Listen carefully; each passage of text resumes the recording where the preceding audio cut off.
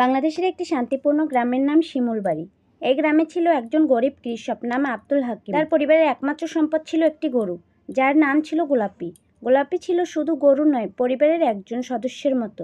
হাকিমের ছোট মেয়ে নীলা প্রতিদিন স্কুল থেকে ফিরে গোলাপির সাথে গল্প করত। গোলাপি ছিল খুবই শান্ত স্বভাবের। সকাল হলে সে নিজের ইচ্ছা উঠানে এসে দাঁড়াতো, যেন বলছে, চলো হাকিম ভাই, মাঠে যাই।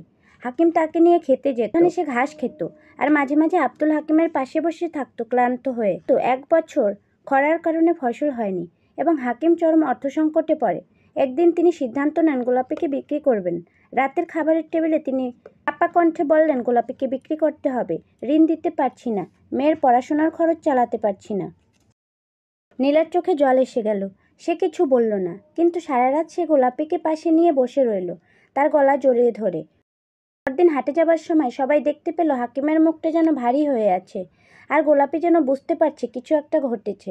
হঠাৎ গ্রামের কয়েকজন তরুণ সামনে এসে দাঁড়ালো। তাদের নেতা রাছেল বলল, চাচা, আপনি গোলাপিকে বিক্রি করবেন না।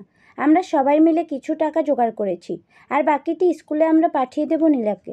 আপনি কিছু চিন্তা করবেন না। আব্দুল হাকিম কিছু বলতেই পারলেন না। তিনি গোলাপির গলা জড়িয়ে ধরে বললেন, তুই আমার মেয়ে, আমাদের সাথেই থাকবি।